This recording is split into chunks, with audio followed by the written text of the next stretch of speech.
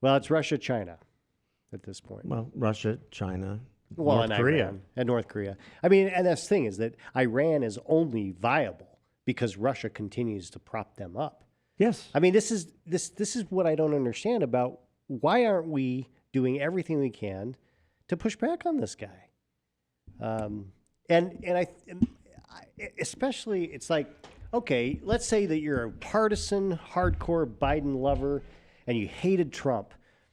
Wouldn't you say, hey, Trump was cozy with Putin, so we need to go hard on him? I mean, from a partisan standpoint, and I don't know. It just, Yeah, I do wonder if would this happen right now if Bush were, or if Trump was president? I think the answer might be no. Going to your point about Biden's weakness. Yeah, I mean, you have to give credit where credit is due, right? And everyone, let me see if I can put this the right way. Everyone sees Trump as like this isolationist, America first, all that. But if you look at what he did in terms of the sanctions he enacted on Russia, in terms of the type of things he was willing to do against Iran, against North Korea, and what he was willing to say to those people in terms of, listen, if you do X, I will do Y. And don't test me on that. They took him seriously, I think. And I think Putin took him seriously. And I think there's an argument to be had. One of the reasons why Putin never did anything in those 4 years, although he tried to disrupt a lot of things that were happening here and create this false narrative of a Trump-Russia alliance, which there was never any evidence of that. You know, that was propagated by other people to bring down the president. You know, you can honestly say that Trump's foreign policy was probably more proactive on the world stage than presidents before. He was actually willing to go to NATO and say, oh, Germany, France, all you countries that have been living off our dole for the last 40, 50 years, you need to up your commitment because we're tired of being the only ones supporting NATO. Right. In the charter, it says that you're going to give 2% of your GDP to NATO. You guys are at 1%. And oh, and by the way, you're taking all this oil and natural gas from Russia, making yourselves weaker. Yeah. Why are you doing that? You know, you got to give them credit for actually saying the things that nobody else would say because it would upset, you know, the powers that be. Right. Right. So give credit where credit's due. On the foreign policy side, I thought Trump actually did a really good job. And I thought Pompeo was maybe one of the most consequential secretaries of state that we've had. Yeah. Yeah. Very strong and wasn't, you know, when we blew up Soleimani at the airport, that sent shockwaves through everyone. Right. And that was the right thing to do. Absolutely. And yet Joe Biden condemned it. Of course. I mean, the thing that's crazy, I don't disagree with you on your point about Trump and the foreign policy. What is fascinating to me, it is the Trump loyalists who are the ones that are the loudest voices of we don't need to do anything about Ukraine. This is not our problem. And I just think they just are missing the boat historically, national security wise. I mean, I don't know. I think we can't be indifferent.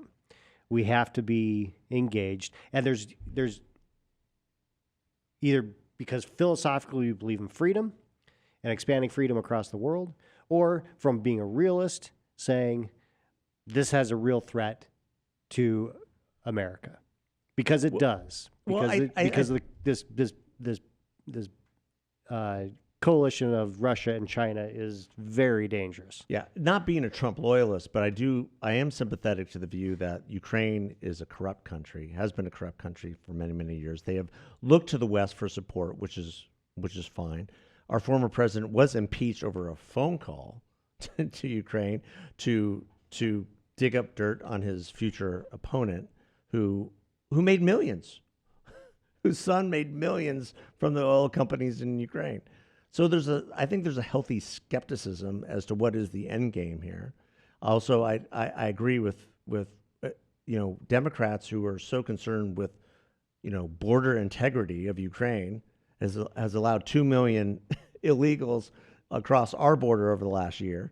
So I get some of those arguments, and I also understand the arguments. Let's not take our eye off the ball of the issues surrounding our own country, issues in our own hegemony, like Canada and what's happened over the last several months. But we are fully capable of chewing gum and walking at the same time.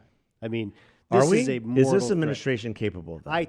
Even this administration can do that. I think we can I deal hope with the so. domestic issues, but we've got to put the sanctions down hard on Russia immediately. I guess that's where I'll leave it. No, I agree with you. I'm not a fan of this guy, and I'm just flabbergasted at the naivete over the last 22 years about him. Yeah. When it's been painfully obvious who he is, what he's capable of doing, the patience that he's had, the point I said before, and president after president. I mean, even Barack Obama with Mendeleev saying, "Oh, when I get reelected, I'll have more flexibility to do your Mr. Putin's bidding," so to speak. I mean, just that sort of hubris and arrogance, and the reset button that Hillary Clinton, gave to Vladimir. Oh, we're going to reset our relationships because things have been so confrontational before. Well, they were confrontational for a reason. Right. Oh, and by the way, the Russian narrative against Trump was created by who? Oh, that would be Hillary Clinton. Yeah. And her lackeys. And that's now coming out fully, which is good. So I think you need to recognize who Putin is and what he's capable of. And I think we're seeing that now. I mean, one of the leading headlines on Town Hall today, Ukrainian president tells his people, grab weapons and be ready to fight in city squares. The great thing about Ukraine, they have weapons. Yeah. The people have weapons. And the people here have weapons. God bless America. God bless the Second Amendment. Exactly. And so I think you're going to see urban warfare. You're going to see, this is not going to be as easy over the next several weeks as everybody thinks. Oh, there's going to be a lot of Russians dead going home. Well, it's going to be a bloodbath. It's because there's going to be tens of thousands of civilians killed, and Putin doesn't give a rip. Nope. But will he give a rip? And this was an interesting point I heard today on the way over here, when you have Russian soldiers, Russian blood being spilled and going back home, because he's already not very popular at home because of COVID, because of the economy, inflation, everything that's affecting our country, but we have a little bit more resiliency to move through. The Russian economy, there is no economy. It's oil and gas. John McCain had a great saying about Russia. It's literally a gas station, parading as a country. Right. I had heard that in a while. I heard that this morning. I go, you know what? That's actually a great thing. Yeah. It's very true. It's a gas station, masquerading as a country, and that's what Russia is. Yeah. And so as long as oil is at $100 a barrel, Russia is very solvent. If you can get it down to $20 a barrel, they're insolvent. Yeah. And we've seen that before. Right.